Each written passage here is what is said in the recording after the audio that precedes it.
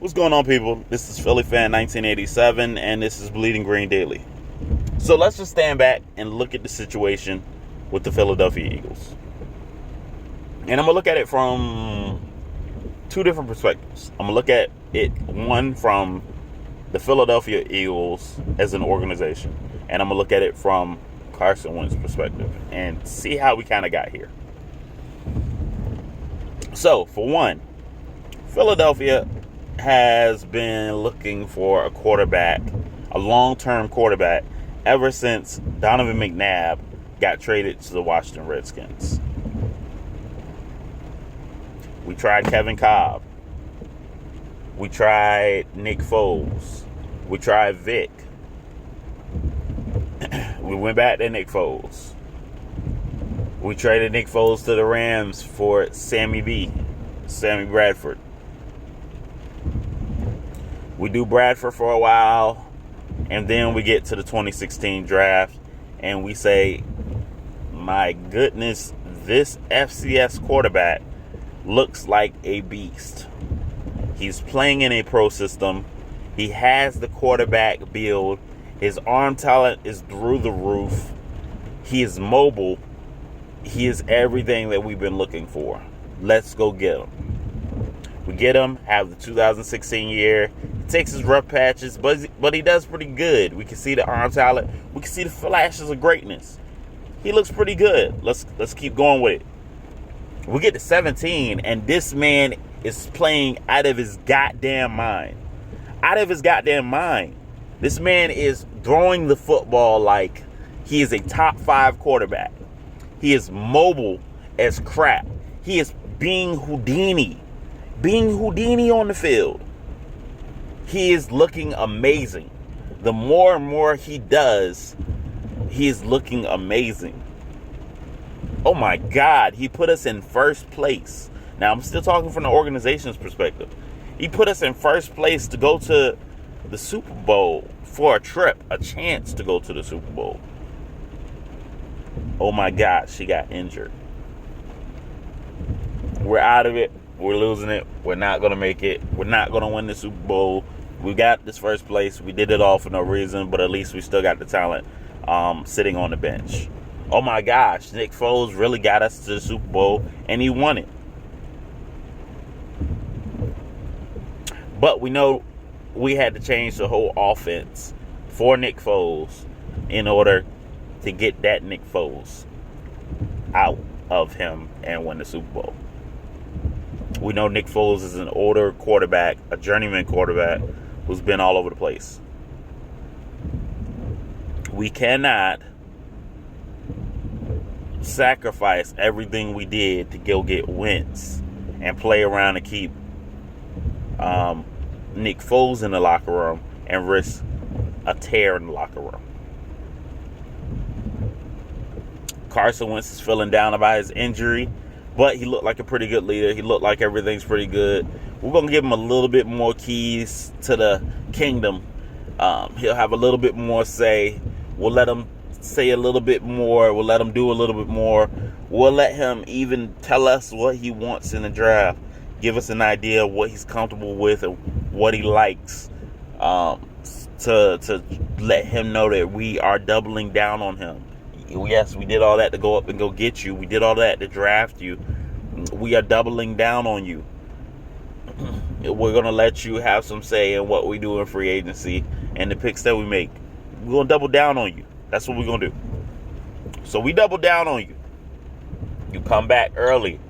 You could have set out to October, let the injury fully heal, but you came back early. You missed your chance to win the Super Bowl with us. You're hungry. You're passionate. You really want to just get this thing done. You want to get back on the road again with this talented team and go back for more. Doesn't happen. You rushed back too soon. We probably rushed you back too soon. You got injured again in a different place because we probably rushed you back too soon. Don't worry about it. We're going to still give you the keys. We're going to still give you some more talent. Still let you run the show. Give you a little bit more than most people give to a franchise quarterback. We're We're going to let you have some say in who we bring back, who we don't bring back, who we go get, who we don't go get, and you still got your telephone so you can go talk to Lurie, and you still the man. We're still hyping you up and pumping your head up. 19. My goodness. The team looks horrible. The offense looks stale. Carson has no weapons. We messed up. We didn't get him the weapons that he needed. These guys are not panning out. These guys are all young. The old guys are injured and banged up. That's the story of our life. All these injuries, all these bang-ups. I guess we're done for the season. We'll see. Let's see what Carson does, though. This will be the first time he's actually healthy. So he pulls out 4,000 yards with some no-name receivers. Gets us to the playoffs. Oh, there goes Clowney. Knocking him out with a dirty hit. It's cool. We're going to go get him some weapons. We're going to do this, that, and the third. We're going to try to build a team and prepare for 2020. But we definitely know Josh McCown could not do what Nick Foles could do. So let's go get Jalen Hurts. We'll probably try to go get Jalen Hurts in the 3rd or 4th round. And he'll be a high-quality backup quarterback that we can use to do what Nick Foles did in the event that Carson Wentz ever gets injured again, which is a smart take to make. But I think they got a little antsy. They couldn't wait for him. They didn't know whether or not he was going to be there from whatever intel that they had, and they jump up and they go get Jalen Hurts. Carson Wentz is begging you for talent. Carson Wentz is begging you to give him something so that he can take his game to the next level. Instead of adding to the defense to make the team better, or adding to the offense to make the offense better, you went and got Jalen Hurts.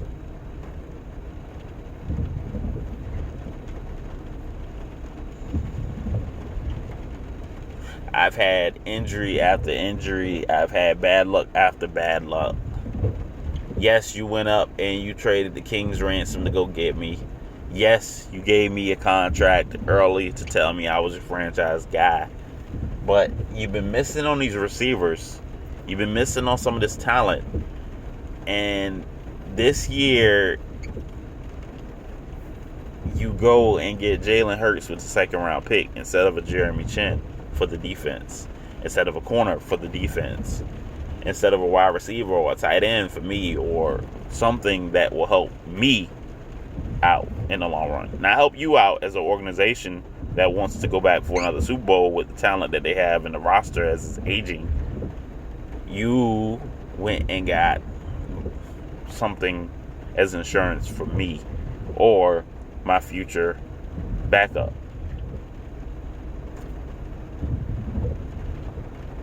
Not only did you do that, but you didn't tell me that that's what you were doing after you've been giving me the keys to the kingdom. You've been telling me you were going to let me be involved in this, that, and the third. You've been pumping my head up to believe that I had all this extra power and all this extra say that I probably didn't deserve this early. But because you gave it to me, I'm looking for it. I want the say. I want the input. I want to know, as your franchise guy, what the plan is and why we're doing it. I'm asking my coaches why. I'm arguing and fussing with my coaches because I want to know why I'm being asked to do X, Y, and Z on the field.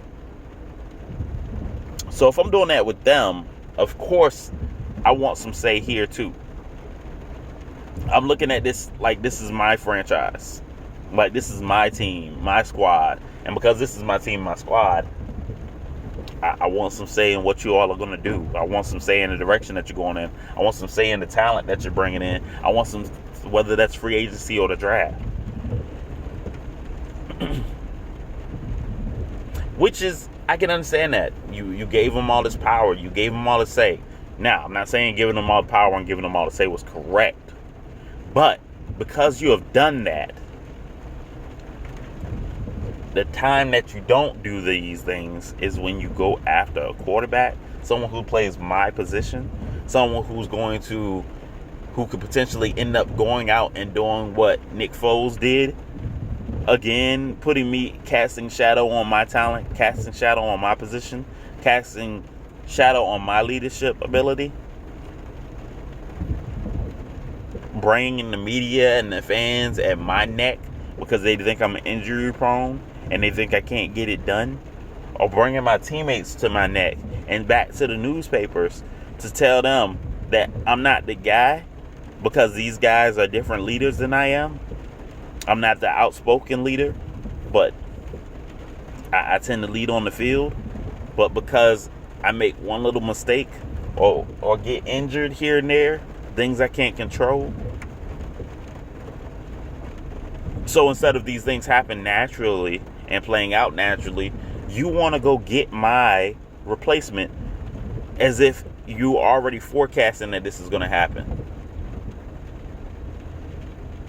So I haven't been questioning things left and right, but now I'm questioning everything because I don't know if this guy is insurance just for my health.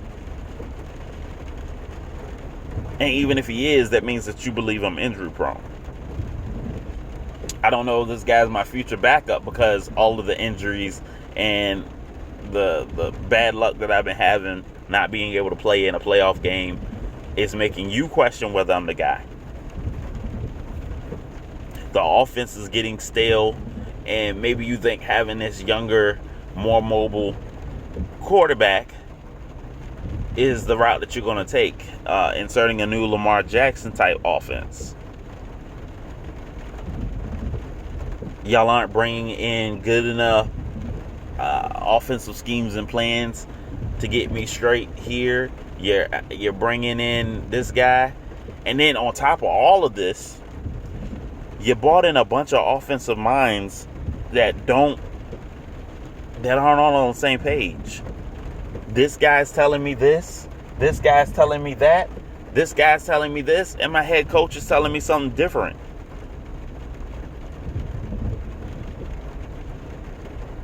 So, you take my questions about where you stand with me. My offense that was going stale is now an offense that's stale, and 4 or 5 people telling me different things or having different ideas about the offense. COVID happens, so I don't get an off season to work with all of y'all, work with all of my coaches, figure out what this is. They don't get an off season to really fully figure out what this offense is going to be. I go out on the field, and in the Redskins game, I take us up 17. I look pretty good. Everything's great. But I lose against the Redskins. I can't bring us back in that second half. Add to that, we start losing a couple of games. Things start to pile up. The injuries start to happen. Things start to look left. The young talent don't look like they really catching on or catching fire quickly. So it looks like you might have made another mistake at receiver. And this is looking like a real shit show. And I'm starting to press because as things get horrible, the fans, the radio, talk radio, players that I'm playing with are going outside and saying things. People are saying things. Things are going all over the place. All of these things start to add up. It's taken a while for us to get a touchdown in the darn season. So now I'm pressing even more because I want that first touchdown. Pressing even more because now I'm trying to get that win. And after I press and press and press, I start to lose my confidence. And as I start to lose my confidence, I'm not seeing the field well. And as I start to not see the field well and the injuries, I'm getting hit a lot more. So everything is going south. My play is going south. And as all of these things go south, y'all are talking about benching me, which is confirming all of the paranoid thoughts that I'm having in my head. about what's going on. And it's all starting to get to me. So I can see things from the team's perspective, and I can see things from Carson Wentz's perspective. And then on top of that, you're arguing and you're warring with the head coach after a while. He's trying not to bench you, but then he benches you. Now you lost faith in the head coach. You lost faith in the offense. You lost faith in the GM's ability to get you players, and you lost faith in the owner's ability to keep everything manageable and keep everything straight. Not only all of that, but that backup that you got comes out and he's starting to do some things. And I'm trying to be supportive and I'm trying to be nice because I know that first time I do anything wrong, people are going to run to the newspapers and tell it all.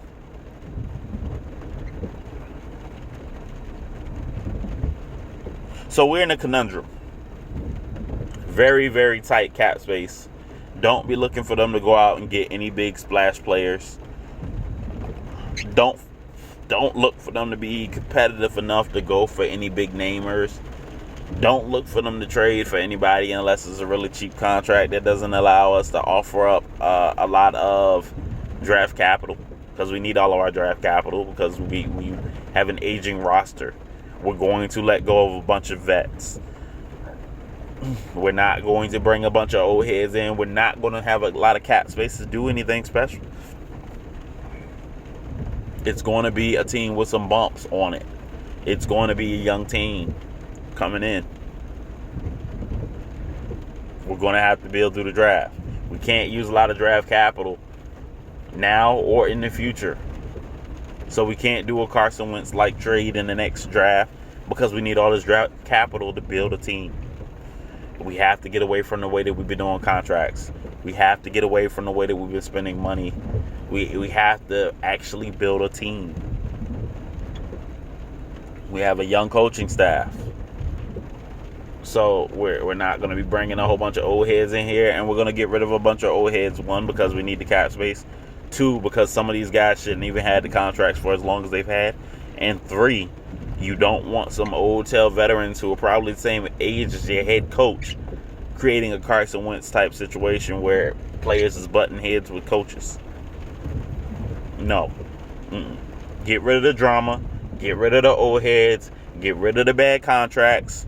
Don't keep bringing in a bunch of free agents. Go with the young talent. Kick off who you can kick off with, which leads me to our draft. We're not going to be able to bring a bunch of free agents in. We don't have a bunch of draft capital to go up and get somebody next year. Hurts was obviously a Nick Foles type quarterback. He's not built for the whole season to be out there doing this, that, and the third. Now, he can have really high moments, like Nick Foles had really high moments. But the expectancy for him was to come in here and there, a couple of games, if Carson got injured or if we're making to the playoffs. He's got enough wiggle in his game. He's got a good enough arm to where we can be okay.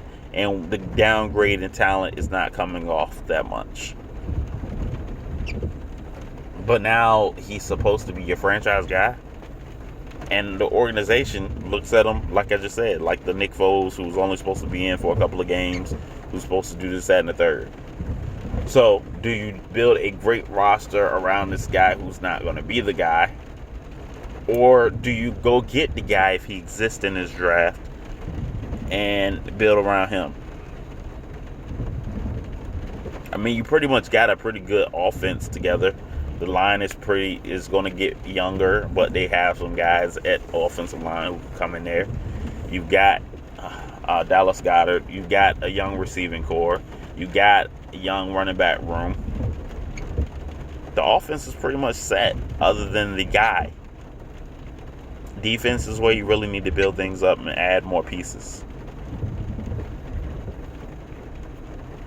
Yes, I love Pitts. Pitts looks amazing. Pitts looks great. If I had my way and we had a franchise guy, it would be Pitts.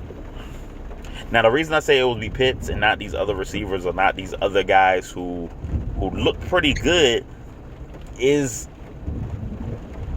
At least Pitts has the size, the position he plays. He doesn't have to technically be a tight end. He doesn't have to technically be a receiver. He's going to block some. He's okay at blocking. He'll be put on linebackers at times. He'll be put on safeties at times, which is an automatic mismatch. Versus these receivers who, as great as they look, the last couple of years we've had great receivers come in and not do as well. We're not really good at picking wide receivers. I'm not going to put this on Sirianni because he's new. I don't know what he's good at or not. But we, as an organization, have not been good there.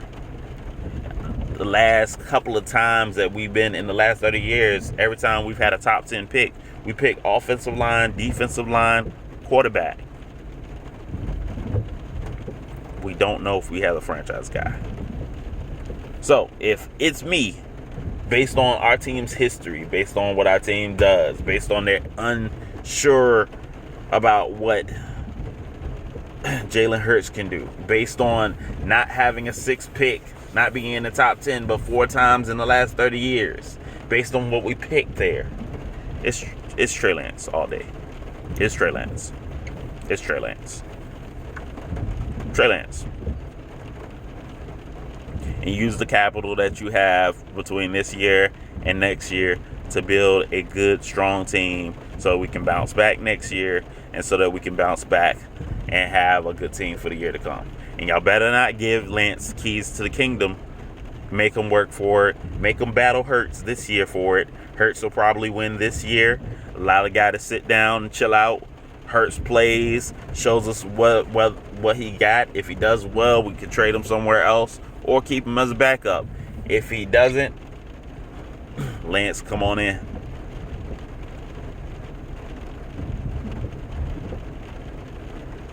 And we still got a backup.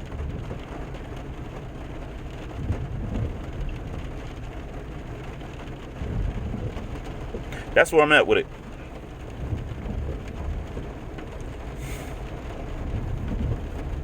That's where I'm at with it. And Trey Lance is who I can be okay with because he has the arm talent of Carson Wentz. He has the mobility of Jalen Hurts. He's played in a professional offense. He comes from a winning culture. He didn't throw many picks at all.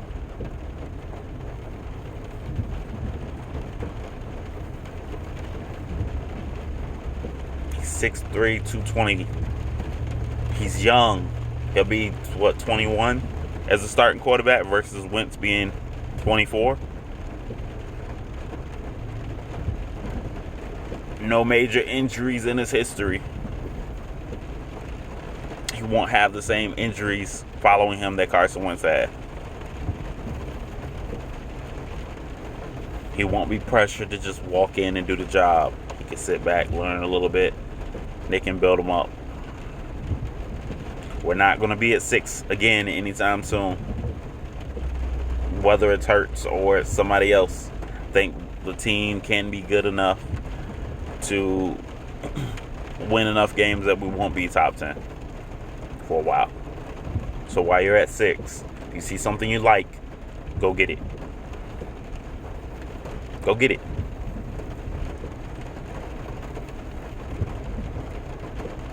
This is Bleeding Green Daily, and this is Philly Fan 1987. Deuces.